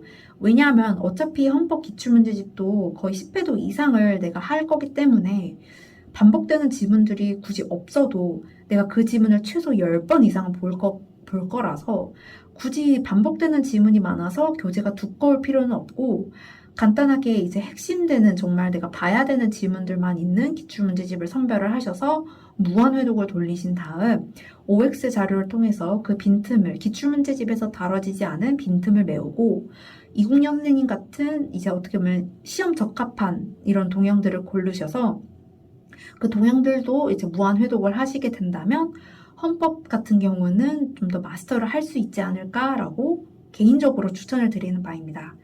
물론 이것은 제 개인적인 취향이 반영된 교재 선정이고, 여러분들이 타시는 컬이나 뭐 들으시는 학원에 따라서 달라질 수 있다는 점, 물론 회독 방법만 이제 가져가신다면 어느 교수님의 교재를 선택하셔도 무리 없을 거라고 생각이 듭니다.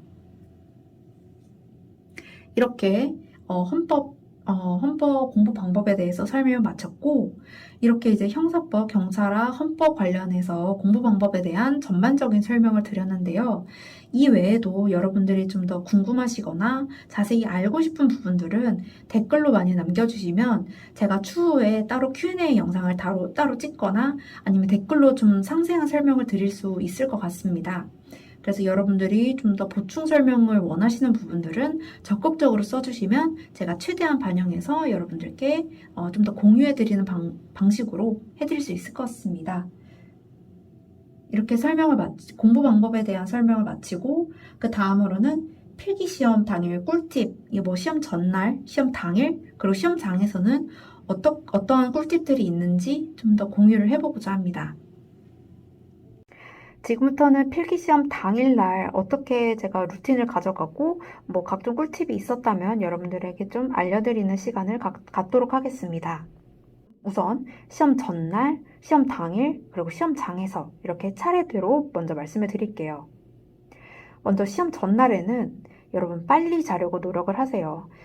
사실 이게 말로는 굉장히 쉽지만 그 전날 긴장이 되고 막 심장이 떨리고 봐야 될 자료는 많고 해서 이제 막 밤을 새고 가시는 분들도 계시지만 저는 그거는 굉장한 어떻게 보면 제발 그러지 말았으면 좋겠는 어떻게 보면 초시생들이 흔히 하는 실수라고 저는 보거든요. 그래서 저는 최대한 자료들을 그 전날에 많이 마무리를 해놓고 시험 직전 날에는 이제 내가 딱 볼 것들만 핵심적인 것들만 정리를 미리 해두고 빠르게 본 다음에 빨리 자는 연습을 하셨으면 좋겠어요. 저도 실제로 그 시험 전날에 오후 6시에 그 자료 공부를 다 마치고 이제 8시부터 잘 준비를 했거든요. 이런 식으로 제가 백지에다가 그러니까 거의 파이널 자료식으로 저는 백지 하나에다가 지문들을 싹 다 모아두었다고 말씀을 드렸는데, 실제로 전날에는 그 모아둔 지문만 싹싹싹 보고, 최판 보고, 그 다음에 약간 공부를 마무리하는 식으로 했거든요. 그렇게 내 컨디션을 정말 좋게 만들어야지 시험날 당일 가서 내가 그 몇 개월 동안 공부해온 것을 온전히 쏟아낼 수 있기 때문에 전날에는 여러분 빨리 자도록 노력을 해보세요. 물론 저도 6시에 공부를 마치고 8시부터 잘 준비를 했지만 저 역시 긴장이 되고 좀, 내가 잘할 수 있을까라는 생각에 잠이 안 와서 사실 최판을 조금 보고 자긴 했지만 여러분 눈에 안 들어옵니다. 그렇기 때문에 최대한 빨리 자는 연습을 좀 하시면 좋을 것 같아요. 그리고 자기 전에 컴사나 신분증, 그리고 저는 입고 갈 옷, 양말, 속옷까지 싹 다 준비해 놓고 잤거든요. 어떻게든 아침 시간에 좀 더 허둥대는 거 없이 착착착착 체계적으로 하고 바로 시험장으로 나갈 수 있게 시간을 줄여서 나갈 수 있게끔 저는 만반의 준비를 하고 잤습니다. 그렇게 시험 아침 시간에 정신없거나 허둥대면은 이게 어떻게 보면 시험장에 가서도 영향을 끼칠 수 있기 때문에 저는 그러한 영향을 끼칠 수 있는 것조차 다 배제하려고 노력을 했습니다. 이런 식으로 빨리 자시고 다음날에 할 것들 미리미리 준비를 다 해놓으시고 잠드시면 이제 마무리가 되는 거예요. 그리고 또 한 가지 더 말씀드리고 싶은 게 시험 전날에 과식하지 마세요, 여러분. 물론 긴장해서 밥이 안 들어가시는 분들이 많을 수도 있겠지만 오히려 긴장이 풀려서 막 배고픈 마음에 이것저것 먹고 그럴 수도 있지만 과식하는 거는 이제 그 다음날 뭐 시험 볼 때 신호가 올 수 있고 그런 위험성이 있기 때문에 여러분 절대 과식하지 마시고 이런 사소한 것까지 하나하나 체크하고 조심하는 것이 이제 시험 당일에 어떠한 변수가 일어나도 내가 대처할 수 있기 때문에 저는 이런 것들도 다 조심하고 시험장에 들어갔습니다. 두 번째로 시험 당일입니다. 그럼 시험 당일에 저는 아침 루틴에 대해서 조금 설명을 드리자면, 뭐, 거창한 게 있는 것은 아니지만, 저는 탄수화물을 조금이라도 먹어야지 머리가 돌아가고 이제 잠이 깬다고 생각을 하는 사람이에요. 하지만 저는 평소에 그렇게 아침을 챙겨 먹는 편이 아니에요. 거의 안 먹습니다. 그래서 아침에 오히려 뭘 먹으면 배가 아픈 스타일이에요. 그래서 저는 무리가 가지 않는 선, 하지만 이제 탄수화물은 먹어야 되니까 저는 이렇게 약간 속이 예민하신 분들 또는 아침을 잘 안 드시는 분들은 미음을 추천드립니다. 죽을 좀 이렇게 싸가셔서 밥을 끓이셔도 되고요. 이렇게 그릇 하나 가져가셔서 시험장에 좀 다가가서 이제 한두 숟갈이라도 먹고 들어가시면 이제 탄수화물이 이제 머리에서 돌면서 에너지원이 돼주니까 저는 조금이라도 섭취를 하시는 것을 추천드립니다. 그리고 아침에 오히려 잠이 덜 깰 수가 있어요. 그래서 저는 항상 비상용으로 핫식스 한 캔을 항상 챙겨갔습니다. 그래서 하지만 핫식스가 이제 아무래도 이뇨 현상을 좀 발생시킬 수 있다 보니까 시험 시작하기 뭐 1시간 전이나 이렇게 좀 충분한 시간을 두고 미리 마셔서 잠을 깨시고 화장실을 충분히 왔다 갔다 하시면서 시험 볼 때 이제 이뇨 현상이 절대 나타나지 않게끔 이렇게 대비를 하시는 것도 좋을 것 같습니다. 다음으로는 화장실에 관련돼서 말씀드리고 싶은데요. 화장실은 이제 시험 보는 도중에 저는 조금이라도 화장실 가고 싶은 생각조차 들지 않게끔 그 저희가 책 다 집어넣으라고 하기 전 시간에 있잖아요. 저는 조금이라도 화장실 생각이 나면 무조건 화장실에 갔습니다. 막 그렇다고 막 10번씩 간 거는 절대 아니지만 서너 번 정도라도 내가 정말 이제는 더 이상 화장실을 가지 않아도 되겠다 싶을 만큼 저는 뭐랄까 신호가 오지 않아도 일부러 가서 막 변기에 앉아 있고 그러기도 했었어요. 저는 특히나 이제 좀 시험 도중에 화장실을 가고 싶을까 봐 그런 두려움이 살짝 있었기 때문에 시험 딱 정말 우리가 한 9시 20분 정도부터는 앉으라고 보통 방송이 나왔던 것 같은데 막 18분에도 화장실을 한번 일부러 한번 갔다 오고 나 자신에게 심리적 안정감을 주려고 그렇게도 했던 것 같습니다. 이게 저처럼 이제 화장실에 살짝 예민하신 분들이나 이제 좀 이뇨 현상이 활발하신 분들은 이제 화장실을 아무리 가도 아무도 뭐라 안 합니다. 그렇기 때문에 화장실을 미리 여러 번 왔다 갔다 하시면서 진짜 내가 이제는 화장실 더 이상 안 가도 되겠다 싶을 만큼 왔다 갔다 하시면서 그렇게 심리적인 안정감을 주시는 것도 한 가지 방법이라고 생각이 듭니다. 그리고 이제 초콜릿이나 사탕, 우황청심환 같은 거를 먹어라라는 조언들도 있는데요. 이거는 미리 이제 나에게 맞는 것인지 좀 확인을 많이 해보시는 것도 중요합니다. 저 같은 경우에는 초콜릿을 먹으면 오히려 심장이 빨리 뛰어서 오히려 시험 문제 푸는데 방해가 되더라고요. 그리고 사탕을 먹으면 오히려 단 거를 먹으면은 오히려 목이 많이 마르는 편이라서 사탕도 별로 효과가 없더라고요. 이게 학원 모의고사에서 이제 학원 그 실강에서 모의고사를 많이 보잖아요. 그럴 때 가서 미리 시험 시간에 맞춰서 초콜릿 먹어보고 사탕 먹어보고 우황청심환 먹어보고 내가 괜찮은지 자기의 몸 상태를 먼저 체크를 하신 다음에 시험 날에 가서 해보시는 거를 추천드립니다. 특히 저는 우황청심환 같은 경우도 먹으면 오히려 몸이 너무 나른해져서 잠이 오더라고요. 그래서 저는 우황청심환 같은 것도 일절 먹지 않았습니다. 그래서 최종적으로 드리고 싶은 말씀은 미리 학원 모의고사에서 테스트를 먼저 해라 라는 거. 그리고 한 가지 좀 더 말씀드리고 싶은 게 여성분들 같은 경우에는 그 마법의 주기가 시험날이랑 겹칠 수가 있잖아요. 이런 거는 이제 수능에서도 좀 많이 쓰는 방법인데 시험 일주일 전에 미리 그 약국에서 파는 경구 피임약이 있습니다. 그거를 한두 알 정도 한두 알 정도라도 먹으면은 이제 조금 주기가 밀리거든요. 그런 식으로 해서든 어떻게든 시험 당일날 나의 컨디션을 최상으로 맞추어라 라는 거를 좀 말씀드리고 싶습니다. 그래서 세 번째로 이제 마지막으로 시험장에서 어떻게 해야 될지에 대해서 좀 말씀을 드리겠습니다. 그 시험장에서 어떻게 하면 좀 더 여러분들이 편하게 시험을 볼 수 있는지 그런 각종 제가 활용했던 꿀팁들이나 이런 적용할 수 있는 방법들을 좀 알려드리고자 합니다. 우선 먼저 시험장에 도착을 하시면 조금 아침 일찍 여유롭게 도착하시는 것을 추천드려요. 가서 미리 책걸상을 점검을 하는 겁니다. 그 책상들이 어떻게 보면 랜덤으로 정해지기 때문에 책상이 흔들리거나 의자가 좀 불편할 수도 있어요. 그렇게 되면 이제 보통 교실 뒤편이나 복도 밖에쯤에 책걸상에 여유가 남는 책상들이 있거든요. 그래서 내 책상이 정말 막 흔들리고 막 이렇게 수평이 안 맞는다 하면 시험 볼 때 은근 그런 거 되게 예민하거든요. 그래서 그 아침 시간에 조금 여유 있게 가셔서 책상을 좀 조용히 다른 사람들 공부하는 거 방해 안 되게 조금 교체를 한다거나 의자를 바꾸거나, 아니 감독관님 계시면은 저는 허락을 받았거든요. 책걸상을 조금 교체해도 되겠습니까? 여쭤보시고 오케이 알겠습니다 하시면은 이제 책걸상을 조용히 바꾸는 그런 식으로 좀 더 저는 최적의 환경을 만들려고 노력을 했던 것 같습니다. 그래서 자리에 그렇게 책걸상 교체하거나 자리를 점검해서 아, 내 거는 괜찮아 하고 딱 앉으시면 이제 자리 세팅을 해야 되는데요. 우선 저희가 시험장에서 필요한 것은 수험표와 신분증 그리고 각종 여러분들이 사용하실 필기구 이런 것들일 텐데요.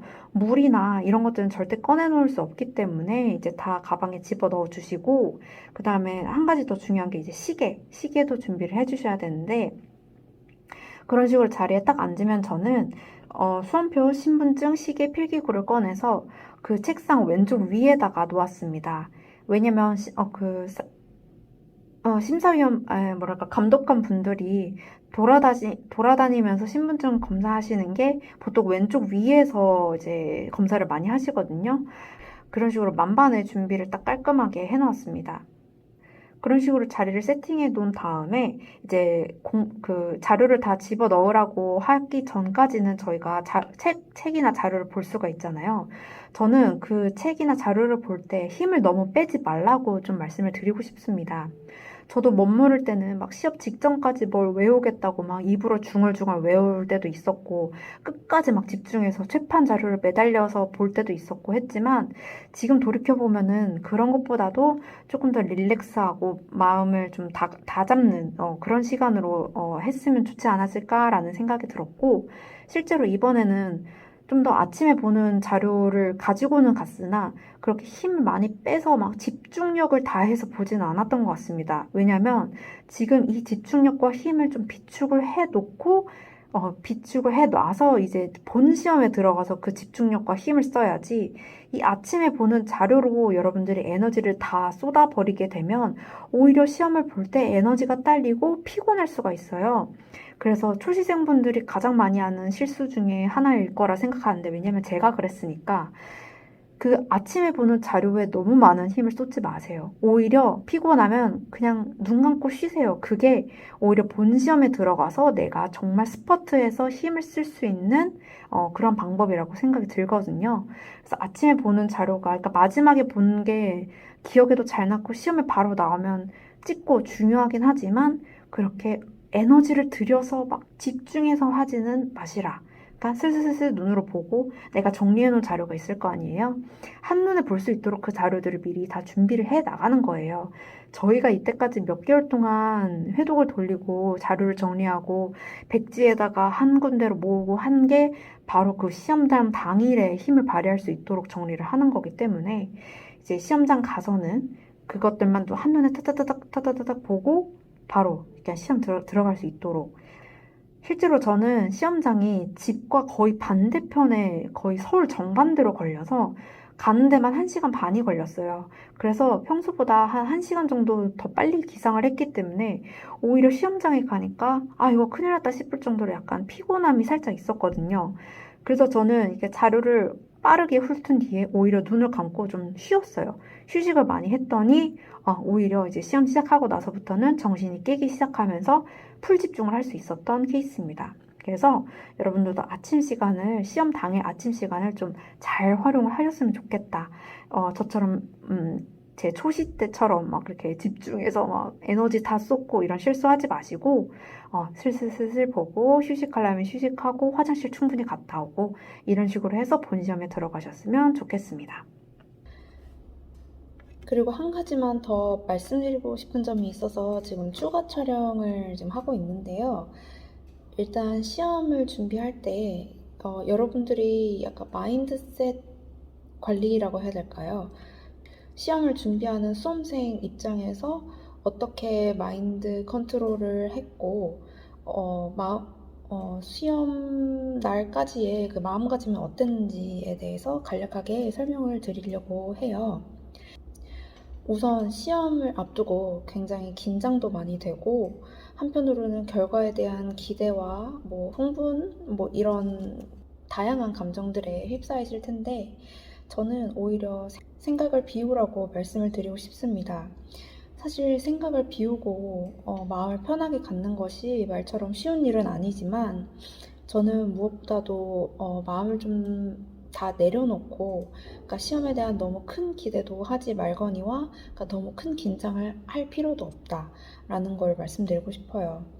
그러니까 너무 그 결과에 대한 기대도 하지 말고, 그리고 너무 자만도 하지 말고, 그러니까 크게 자신감 갖지도 말고 그저 마음을 평온하게 유지하는 자세가 좋다고 생각이 듭니다. 그냥 아무 생각 안 하고 기계처럼 공부를 한다면 어떠한 감정에 휩쓸리지 않고 그 공부에 지장 또는 방해받지 않으면서 계속적으로 공부를 이어나갈 수 있게 되는 거예요. 저 같은 경우에는 뭐 장수생이어서 그럴 수도 있겠지만 특히나 이번 시험에는 정말 아무런 생각이 들지 않았습니다. 시험 전날임에도 불구하고 저는 여타 다른 날과 똑같은 일상을 보냈고 신경 변화도 전혀 없었습니다. 그래서인지 시험 전에 막판 마무리를 좀 더 침착하게 그리고 빠르게 할 수 있었고, 그러한 평온한 심정이 이제 시험장까지 이어져서 뭐 그렇게 큰 기대나 긴장도 하지 않고 그냥 평소 모의고사 보듯이 시험을 봤었기 때문에 오히려 그것이 좋은 결과를 나타내는데 도움이 되지 않았나라고 생각이 듭니다. 이렇게 생각을 비우시고 평온한 마음을 가지고 이제 공부를 하시다 보면 좋은 결과가 있을 거라고 생각을 합니다. 두 번째로는 여러분이 공부하기 싫어도 책상 앞에 그냥 앉아있는 습관을 기르는 것입니다. 저의 경우는 이제 프라임 스파르타 관리반의 도움을 굉장히 많이 받았는데요. 제가 아마 이번 23년 2차 시험을 준비하면서 집에서 공부를 했다면 아마 이와 같은 좋은 결과를 내지 못했을 거라고 정말 단호하게 그렇게 생각을 합니다. 왜냐하면 관리반에서는 정해진 스케줄에 따라서 공부를 해 나가고 공부 시간을 채워야 되기 때문에 여러분들이 공부가 하기 싫은 날에도 학원에 나가서 출석을 해야 되고 일정 시간 안에는 밖으로 나가지 못하고 자리에 앉아서 공부를 해야 되기 때문에 그런 컨디션이나 감정의 변동에도 흔들림 없이 공부하게 도와준 것이 바로 프라임 독서실 관리반이었습니다. 그 돌아다니면서 이제 그 매니저분들께서 저희 공부 환경을 다 관리 감독해 주시고, 그리고 공부하다가 피곤해서 졸면 좀 깨워주시거나 이런 식으로 저는 순공 시간을 잘 채워 나갔던 것 같습니다. 그래서 저는 프라임 관리반 매니저님이나 이제 좋은 기회를 주신 과장님, 그리고 기타 관련 학원 관계자분들께 정말 감사하다고 말씀을 드리고 싶고 이 합격에 공을 조금 돌리고 싶습니다. 그러한 점에서 이제 조금 더 말씀을 드리자면 저희 프라임 관리반이 9월 이벤트로 정가 36만 원에서 25만 원으로 이제 할인 이벤트를 하고 있다고 해요. 그래서 9월에 신규 등록하시면 2주 동안 무료 체험하실 수도 있어서 네, 신규 등록하신 거에 플러스 2주나 더 공부를 하실 수 있기 때문에 여러분들께서 혹시나 독서실에 관심이 있으시다면 학원에 방문하셔서 상담 받아보시는 것도 좋다고 생각을 합니다. 이 프라임 독서실 관리반에 대해서는 제가 추후 별도 영상을 통해서 좀 더 자세하게 여러분들에게 설명드릴 예정이니까 그것도 관심 있게 기다려주시면 감사하겠습니다. 세 번째로는 저는 전효진 쌤이 이제 유튜브에 올려주신 각종 쓴소리 영상을 보면서 정신을 다잡곤 했습니다. 특히 저는 MBTI가 F다 보니까 다소 이제 감정에 휘둘리는 일이 종종 있었는데요. 뭐 예를 들면 뭐 23년 1차 필기 커트란이 나왔을 때 당시 제가 한 문제 차이로 떨어졌기 때문에 정말 심적으로 좀 굉장히 힘들더라고요. 하지만 이제 전효진 선생님의 쓴소리 영상 중에 하나가 눈물이 나면 그냥 울면서 공부해라 라고 말씀을 하셨고, 실제 전효진 선생님께서도 도서관에서 이제 공부가 너무 힘드니까 눈물이 이렇게 나오시는데도 불구하고 눈물을 그냥 이렇게 훔치시면서 그냥 공부를 계속 하셨다고 해요. 저도 그 말씀을 듣고 정말 감정에 휘둘리지 않고, 정말 공부에만 집중을 하려고 굉장히 노력을 했었고, 이 감정은 되게 일시적인 거고, 언젠가 흘러갈 것이지만, 시험 결과는 이제 정말 내 인생에 큰 영향을 미치고, 이 성적은 영원히 가기 때문에, 예, 저는 감정에 휘둘리려는 그런 위기의 순간에도 전유 선생님의 그 쓴소리 말씀을 생각해서 좀 더 빠르게 정신을 가다듬고 공부에 다시 집중할 수 있었던 그런 좋은 계기가 되었던 것 같습니다. 그래서 저도 사실 23년 1차 필기 커트가 나왔을 때 사실 저희가 원서 접수가 다 끝난 상황이었거든요. 당시 23년 1차 커트라인이 서울청 여경이 정말 가장 높은 커트라인으로 구성이 되어 있어서 정말 심리적 부담이 확 다가오더라고요. 그래서 괜히 서울청으로 썼나라는 후회와 이제 각종 뭐 슬픈 생각, 뭐랄까 내가 좀 더 저번에 열심히 했었더라면 붙을 수 있었을 텐데 그걸 못해서 내가 이 고생을 하고 있구나 등등 정말 많은 감정이 들었었는데 그래서 사실 공부하면서 정말 눈물이 계속 나는데도 불구하고 저는 추운 척하면서 이제 담요를 뒤집어 쓰고 그냥 눈물 닦아내면서 공부를 했었거든요. 지금 돌이켜보면 그렇게 전유 선생님의 쓴소리를 듣지 않았더라면 아마 저는 그때 좀 무너졌을지도 모르겠다라는 생각이 듭니다. 그래서 여러분들께서도 공부하다가 힘드시거나 좀 정신이 차리는 각성제가 필요하다라고 하시면 유튜브에 전유진 선생님의 쓴소리를 검색해서 좀 시청해 보시는 것도 추천드립니다. 또한 가끔은 자존감을 높여주는 것도 중요하다고 생각을 합니다. 물론 막 친구들과 약속을 자주 잡고 어디 멀리 놀러 간다거나 체력 소모가 심한 뭐 약속을 잡는다거나 하면은 안 되겠지만 저는 보통 약속을 잡는 것도 합격생들을 주로 만났습니다. 합격생들을 만나서 제가 부족한 점을 좀 상담받고 고민도 털어놓으면서 그들과 이제 어떻게 보면 공감대를 형성하고 그렇기 때문에 좀 학업 스트레스도 줄일 수 있었고 뿐만 아니라 합격생들과 만나는 거기 때문에 좀 더 자극이 되는 면도 있었습니다. 내가 공부를 덜 열심히 했기 때문에 그들이 이제 쉴 때 나는 쉬지 못하고 공부를 더 해야 되고 그들이 이렇게 같이 놀 때 저는 결코 편한 마음으로 놀 수가 없었거든요. 그런 점에서 저는 오히려 약속을 다녀와서 풀어지는 것이 아니라 오히려 더 도끼를 가지고 공부를 했던 것 같습니다. 내가 더 열심히 공부해서 기필코 그 합격생들과 동등한 위치에 서겠다. 혹은 후배로 들어가겠다. 라는 마음을 다잡을 수 있었기 때문에 여러분들도 약속을 나가서 가끔 콧바람 쐬는 것도 좋지만 주로 합격생분들을 많이 만나서 고민 상담도 하고 그 자극 동기부여도 받는 그렇게 콧바람을 쐬는 시간도 그런 식으로 활용을 하셨으면 좋겠습니다. 그리고 저는 제 마음을 더 다잡기 위한 방법으로 저는 핸드폰 화면을 제 수험표로 모두 해놨습니다. 잠금 화면과 폰 화면, 홈 화면 모두 수험표로 해놨는데요. 그러다 보니까 저는 당시 이제 그렇게 좀 빡세기로 유명한 서울청에 지원을 했기 때문에 어떻게 보면 수험표에 써져 있는 서울 그 두 글자가 저에게는 더욱더 자극제가 되었습니다. 너 다른 데도 아니고 가장 커트라인이 높은 서울 썼으니까 넌 더 열심히 공부해야 돼. 이런 생각을 저한테 심어주고 싶었어요. 그렇게 이제 수험표를 제 바탕화면으로 해놓고 나니까 제가 평소 즐겨보던 유튜브나 넷플릭스 어플을 못 들어가겠더라고요.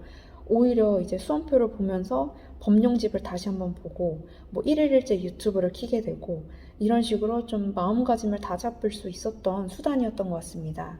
그래서 여러분들도 수험표를 이렇게 원서 접수하시고 수험표가 나오면 이제 아마 시험이 얼마 남지 않은 시간이 있기 때문에 좀 더 내가 나에게 자극을 주고 정신 차리게 할 수 있는 자극들을 주고 싶다라고 하시면 핸드폰 화면을 수험표로 해두신다면 뭐 핸드폰 사용 시간도 뭐 줄일 수 있고 딴짓하는 것도 줄일 수 있는 좋은 방법이라 추천을 드리고 싶습니다. 네, 이 정도로 이제 기타 공부하면서 여러분들이 마음가짐을 어떻게 가지시면 좋고, 좀 마음이 풀어졌을 때 어떻게 정신을 다잡고 공부에 다시 매진할 수 있는지 등등 제가 활용했던 방법들을 알려드렸습니다. 사소하지만 여러분들에게 좀 도움이 되는 꿀팁이었으면 좋겠습니다. 네, 이렇게 해서 정말 최종적으로 제가 시험 공부부터 시험 당일, 그 다음에 시험 보는 것까지 어떻게 했는지를 전부 다 설명을 드렸습니다. 여러분들께 도움이 좀 되셨을지 모르겠지만, 여러분들이 이제 뭐 출시생분들도 계시고 제시분들도 계실 텐데, 좀 더 어떻게 시험 당일에 당황하지 않고 여러 가지 변수에 대처할 수 있는지 그런 것들에 좀 도움이 됐으면 좋겠고요. 여러분들이 좀 더 시험을 효율적으로 준비하시고, 어떻게 다 만반의 준비를 해 가셔서 정말 최종적으로 좋은 결과를 맞으셨으면 좋겠다라는 그런 마음에서 좀 영상을 많이 준비를 해봤습니다.